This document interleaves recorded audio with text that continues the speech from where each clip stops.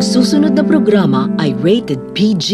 Ito ay nangangailangan ng patnubay at gabay ng magulang para sa mga batang manonood.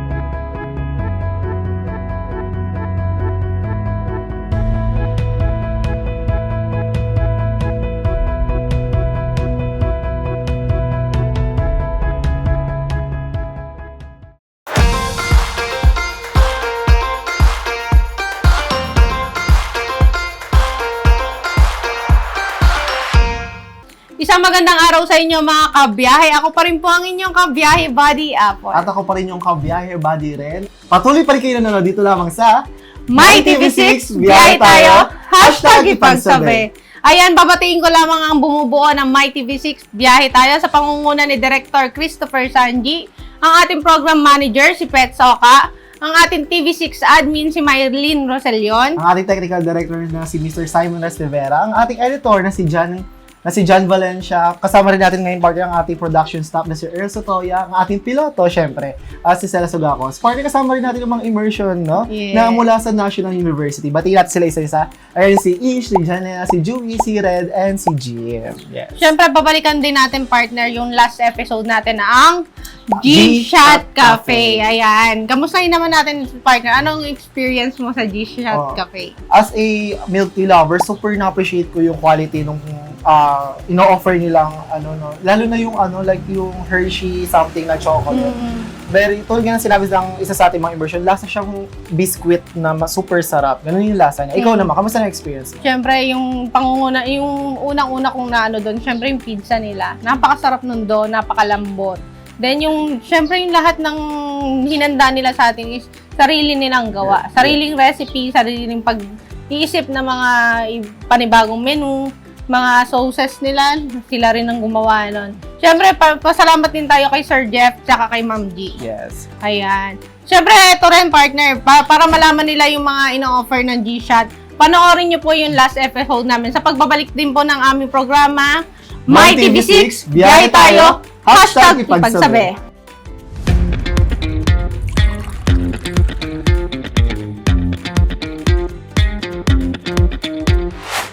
TV6, biyahe tayo.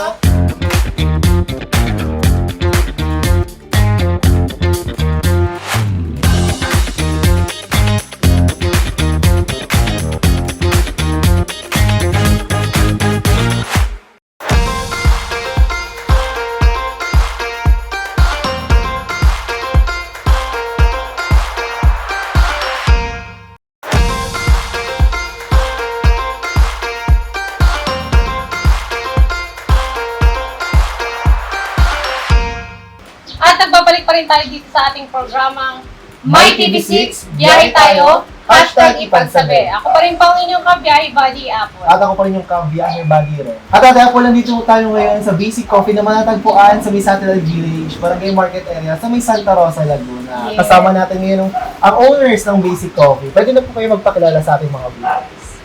Ako po si Mark Lester Blasco. Ito po yung asawa ko si... Nancy Dumayag po. Ayan. Ma'am, kamusta naman po kayo ngayong araw? Okay lang naman po. Kayo, sir? Okay na naman po. Medyo mainit ngayon pero laban pa rin tayo. No? Bago po tayo dumako, sir and ma'am, no, sa inyo pong business, nais ko lang pong alamin kung ano po ba yung pinagkakabalahan nyo po before kayo mag-business or magtayo po ng Basic Coffee. Ako po, hanggang ngayon naman po, nag-work pa din po ako sa, nga po ngayon lang, rest day ko lang po ngayon. Kayo po, sir? Ako po dati na-try siyang barista sa Vista Mall for 5 years na. 5 years. 5 years. So, nag-decide po kayo na magtayo na lang ng business. Then, stop na po kayong... Mag-work. Kayo po ikasal na po ba kayong dalawa? Hindi pa. Di ba po? Pero may anak na po kayo, wala pa rin. Dog. Dog. Dog. Dalawa sila. Ay, makikita natin nung nakita natin kanina bago tayo pumasok. Si Popol and si Chanel. Yes, and then may welcome ano rin tayo dito sa Basic Coffee, ang kanilang welcome na Welcome Royal Channel 6. Yes. Siyempre, ano rin sir, no, matanong na lang din po namin, bakit po Basic Coffee yung pinangalan niyo po sa inyong business? Actually, ano yung nag-start yun nung nasa last trabaho ko pa. Yung nagkakwentuhan lang kami dalawang magkatrabaho. Tapos, nagkaplano kami ng mga, yun nga, sariling business. Tapos, napapaunahan kami ng pangalan. Tapos, hanggang sa naisip ko na Basic Coffee na nga lang. Ayun. Tapos, Kailan po ba nag-start si Basic Coffee? bali, nag-start ako, nag-open siya July 15, 2022. Tapos, mag-3 years na siya. Bali, Three 3 years na siya sa July ulit. Meron po ba kayong empleyado po dito? Or kayo na lang po? Kaming dalawa lang. Pero may balak po ba kayo na palakihan pa po yung Basic Coffee? Or ilabas pa po dito sa ating ano? Yun naman talaga yung pinaka-dream ko na yung mailabas. Pero sa ngayon, dito muna sa loob hanggang sa magtuloy-tuloy yung benta, lumaki yung benta. Yun. Ate Nancy, tanong ko na po, anong oras po ang operation hours po ng Basic Coffee? 2 2 ng, p.m. hanggang 10 ng gabi. Okay po. Minsan po ba nag-extend po ba tayo ng 10 p.m.? Oo. Okay. Depende pa rin po Sa may customer. Pag may mga Okay. customers. Yung design po ng store niyo po, sino po yung nag-design? Ako lang eh. Kaya Lahat siya. Ano lang yung mga nakita ko sa mga online na pwedeng ilagay. Ayun. Ilalagay ko. kamusta naman po yung marketing? Okay naman siya. Okay. Hanggang sa ngayon, parang okay naman din yung benta. Kuya Mark, natatanda niyo po ba yung unang product ng Basic Coffee nung nagsisimula pa lang po kayo? Ano-ano po yung mga unang product na nilaunch niyo? Sa totoo lang yung kung ano yung mga nasa menu ko, yun pa rin eh. Wala pa rin akong nabago eh. Bali, sir, yung kayo po ba, wala po ba kayong siguro, syempre nag-start po kayo ng business na as in zero po talaga. May ano po yung mga struggle po sa buhay or sa business po yung napagdaanan niyo?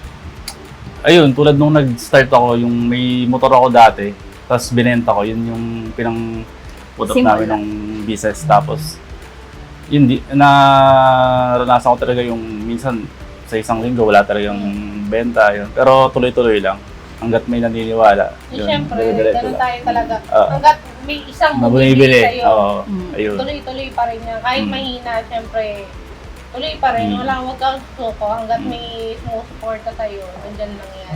Matanong ko lang din, partner, sino po mga nag-iisip ng products niyo pala? Especially yung drinks po na in-offer. Ayun, sa akin din halos yung iba Lahat. kung Halos ano yung lahat. mga na-experience ko din tikman, magawa dun sa mga dati kong pinapasukan. Tapos, dine-develop ko na lang dito. Kuya Mark, may times po ba na umattend ka ng seminars or like ng trainings? Like, ganun po sa bartending po.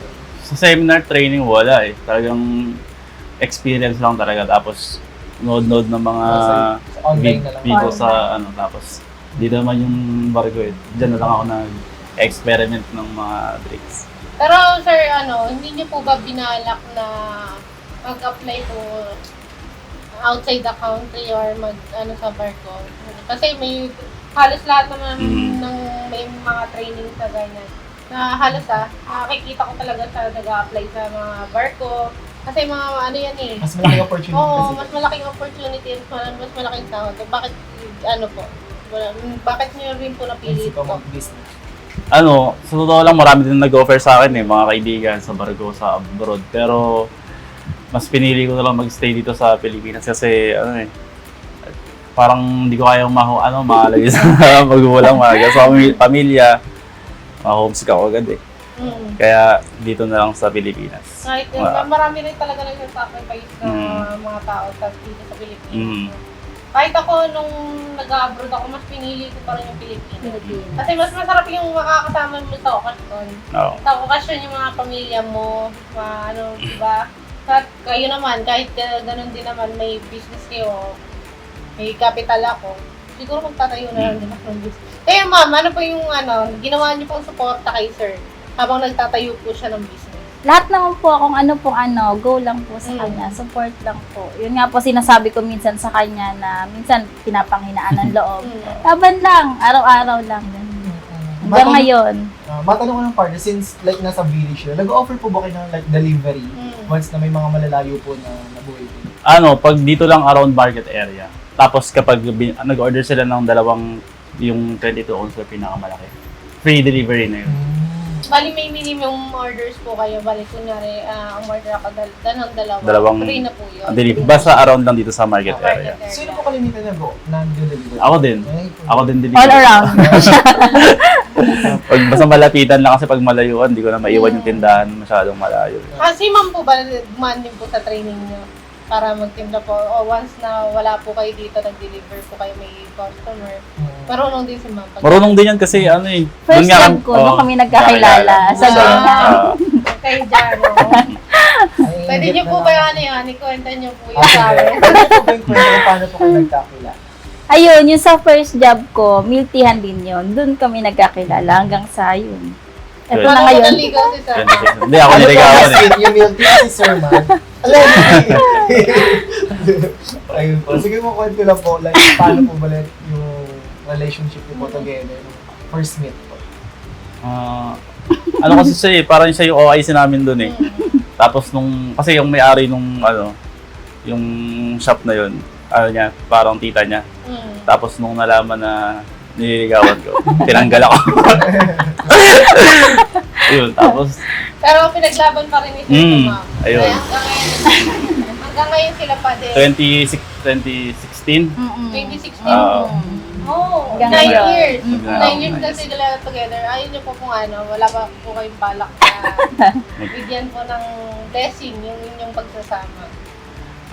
Siguro kapag binigay na ni Lord, tamang panahon naman. At yun, madagdag ko lang sir, no? Ilan po ba yung kayang i-accommodate po ng physical store niyo po? Siguro mga 10 to 15 person siguro. 10 Kaya. to 15 person. Alam mo, parang dito yung like yung first place nila. Ang first place nila yung nadaanan natin kanina. Which is kakalipat lang po nila. Last month lang. Last month. Oo, last month. Mas malaki na siya nito. Compare po doon sa... Ano ngayon po? Ano pong ginawa niyo doon sa una niyo pong physical store? Ano na pong meron? Si mother ko nandun, nagtitinda ng mga gulay. Dito po sa Dito lang. Kabila lang. Kabilang kanto lang. Yan. Bali doon kasi dati lang kami, parang grab and go lang. Wala pang dine-in, walang table. Pero ngayon po, sino po yung mga target customer niyo po? Sa ngayon, yung mga taga dito lang sa barangay market area muna. Pero mayroon tayong may paglabas mo dyan, may marami Oo, na. meron din. May resort, may diktado resort tayo. Mga school, marami. Actually, taga rin dyan lang din ako eh. taga Lake lang po ako. So, madadaanan ko. Then, yung meron din tayo ditong school na malapit din. meron Kung din. matagpuan nila tong basic cafe, diba, mas maraming makakano dito. Ilan po yung kayang accommodate ko dito? Mga 10 to 15 po. 10 to Opo. Pero bala ko din magdagdag pa ng mga tables pa. Pero yung sa, yung sa labas po, nalalagyan Pwede siya ng dyan. table, pwede dito. Alam mo, maganda partner sa Basic Coffee, nag-offer sila ng free wifi once na nag-stay ka rin. Ano, pa-connect nga po. Ano hindi? Ako na ako connect. Oo. Sir Mark and Ate Mensa, ano po yung like pinaka-struggle ng Basic Coffee sa buong pagka-establish na po? Na recently nyo lang din po like na-experience. Pinaka-struggle. Siguro strategy. pinaka-common talaga yung Sa sa benta talaga. Oo. Kasi sobrang higpit talaga ng competition ng ngayon. Sobrang Madami daming nagtatayo ng Kabila. coffee shop. Anong oras po yung pinaka-peak po ng Basic Coffee? Siguro mga 6 hanggang 10 yung dire-diretso Mga na parang ako. may ano po. Pag nag-open ako ng 2 hanggang mga 5, medyo slack pa yun eh. Nakapag-ML pa ako na eh.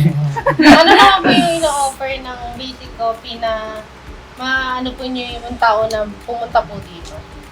Siguro sa akin, para sa akin, siya eh, parang hindi siya yung, dito yung, Hindi siya basic na oo, malalasahan ka siguro Mm. na kakaiba. mm, Kakaiba sa mga ibang mga coffee shop. na sila lang yung gumagawa. Ganun siguro yung... Sabi ko nga, quality made affordable yun. Parang Siyempre, ganun. oo. Hindi naman natin kailangan talaga yung quality. Oo, Aanhin mo doon yung talaga. benta. Mm. Aanhin mo yung benta kung pag nagbenta ka naman ng ganito wala quality tapos kinabukasan hindi na siya bumalik. Wala. Siyempre doon tayo mangunguna tayo sa quality. Sa quality ng product para once na nasarapan mo, balik tayo. Babalik. Ganun, partner. According nga sa mga ibang mga business, like okay na yung konti yung benta, at least may mga Yeah. patuloy pa rin sumusuporta sa business. Sabi nga ng mga Chinese, di ba? Yeah. Konting kita. Pag pinagsama-sama. Oo, pag Lalaki. pinagsama-sama yan, lalaki yan. Pero may balak pa po ba kayong dagdagan pa ng branch ang basic ko? Kasi may mga nagtatanong din sa akin, mga customer na malalayo. Gusto nilang mag-franchise. Sabi ko, pag-aaralan ko pa muna. Pero willing naman po kayo mag-open ng branch. When it comes to food naman po, since drinks pala po na offer po ni Basic Coffee, may balak po ba kayong like mag-offer rin po ng finger foods or like ng rice meal? Meron din. Bali, ipon-ipon lang konting pampuhunan para madagdagan yung... Siyempre, abangan din yan ng ating mga Siguro partner sa pagbabalik natin, malalaman natin. Marami. Yung mga ino-offer ng basic coffee. Basic Coffee. Dito lang sa ating programa. By TV6, biyay tayo, #ipagsabi.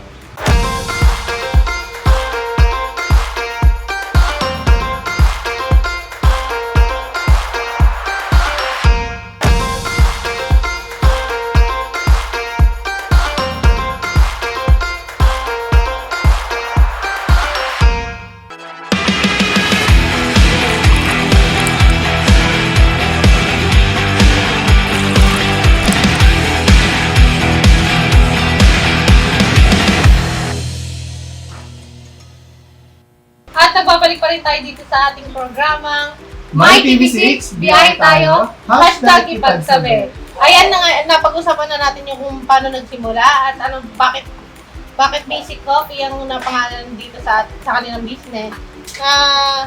Pakilala po muna uli kayo, Ma'am Andrew. Great na lang po ulit muna kayo. Magandang araw, ako po si Mark Blasco. Mensi Dumayag po. Ayan. Ngayon, partner, papakilala natin yung mga bestsellers ng Basic Coffee. At paalala ko lang, partner, hindi lang ito yung ino-offer ng Basic Coffee. Kumbaga ito yung pinaka-bestseller. Bestsellers lang nila. And then makikita rin nila ang iba pang product sa Facebook page. Siguro naman na natin dito. Kuya Mark, ano po ba ito? Nung Okinawa na milk tea. Okay. Tapos, sa bestseller, tapos kasama niya ito, Dark yung dark chocolate. chocolate. Ito raw po yung favorite ni aking kapartner. Yes, with coffee jelly. It's so sarap. Super sarap. Ito yung dark choco. Ayan. And Okinawa. Bestsellers ng milk tea. Tapos sa coffee naman, ito, yung dalawa. Spanish latte tsaka caramel macchiato. Caramel macchiato. Spanish latte and then Caramel macchiato. Ito po, ano po? Mocha frap. Mocha frap. Tsaka Java chip. Java chip. Java chip. Mukhang masarap. Ngayon ko na ito nakita. Tinatabi niyo sa akin ito. ito po. Ayan naman sa mga kids, mga Yakult Yakult drinks. drinks. Mixed berries. Tsaka- Ako lang ito nakarinig. Mixed berries. Ay, masarap yan. Promise. Halatang tuka eh. Masarap yan. At tsaka green apple. Ayan. Bukod po dito, ano pa po yung mga flavor na ino-offer ng Basic Coffee? Sa marami May non-coffee po ba? Meron mga Meron. chocolate series, mga cream milk, Fruit tea. fruities, Yung mga lemonade. hot coffee po. Walang hot, puro lang, ice. Siguro sa susunod, pagka malamig na yung panahon na Maghanap tayo. Parang samahan mo, ganito oras na magko-coffee. Ay, meron ganun na partner ha. May mga mahilig pa rin mag-hot coffee pagka once na napag-tripan na.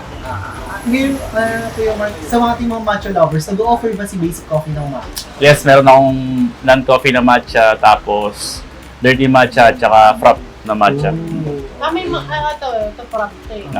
Yes, makikita naman natin.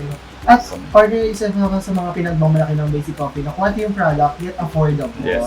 Yes, ayun yung like mantra ng Pwede Basic po bang Coffee. kahit isa lang po dyan, sabihin po yung kung magkano. Yung price. Bali, sa mga frap ko, ang maliit na 16 ounce na size is nagkakalaga lang ng 85 pesos. Tapos yung malaki, 95 pesos. Bali, 10 pesos lang yung difference. Dito po sa mga Sa milk tea naman, halos magkakaparehas ng prices. 70 pesos yung malaki, 60 pesos yung maliit. Maliit. Ah, Ito yung pinakamalaki. hindi, yan yung Maliit. maliit. Maliit pa lang pala to. Yes, Mm. diba? Pero kasi yung may ganun, di Ah. ba? Mga 12. Ano yung ounce po ito? 16. Oh, 16. 16. Then sa mga Yakult series naman po. Same lang din. Same lang Halos din. ganun. Kasi, ang ano ko sana, ayoko magbenta ng more than 100 kasi talaga.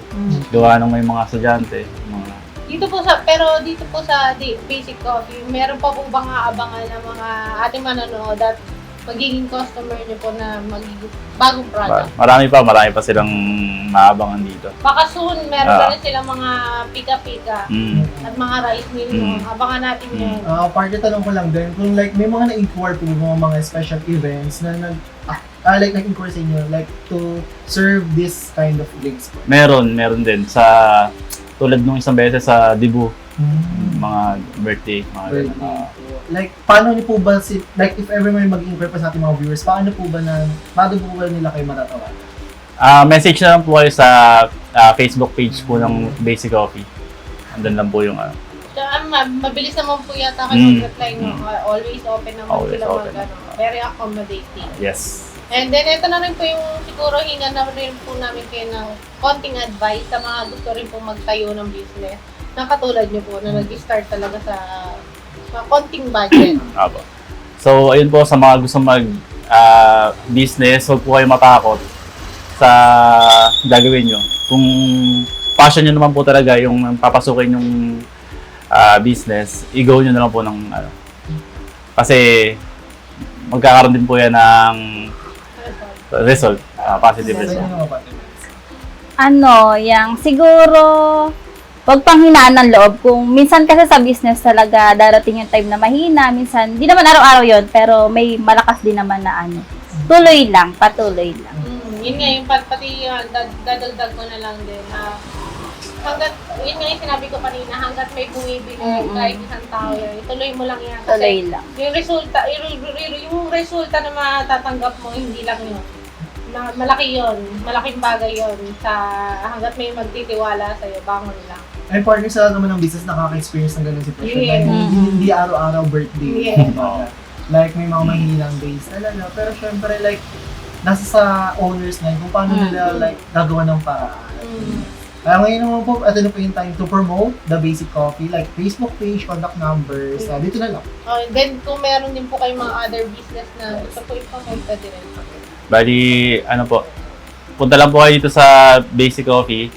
Dito po siya sa Block 1.18, Milky Way Street, Satellite Village, Santa Rosa City, Laguna. Tapos may Facebook page din po kami. Search nyo lang po Basic Coffee. Yun po. Thank you po. Yung number, ma'am, tsaka delivery. Baka natanggap din kayo ng delivery. Yung number naman po nandun na din po sa niya, sa Facebook account. Like, kung mag-inquire sila ng delivery, you can message the Basic Coffee on Facebook page. Oo, kung may mga event kayo na gusto nyo rin kunin ng Basic Coffee para sa mga drinks nyo dun sa event, pwede rin po sila. Natanggap din po sila. At piling ko dyan na nagtatapos ang ating ngayong episode. Muli ako pa rin yung kabiyahe Buddy Red. At ako naman po ang inyong kabiyahe, Buddy Apple. Abangan nyo pa po kami sa susunod na episode dito pa rin sa aming programang My TV6, biyahe tayo, #ipagsabi.